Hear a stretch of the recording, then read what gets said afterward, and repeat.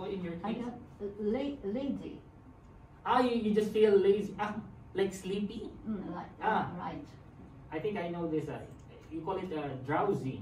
Because of because of or due to is the same. Due to or because of. Okay. So because of something or due to something, due to your sister's almond.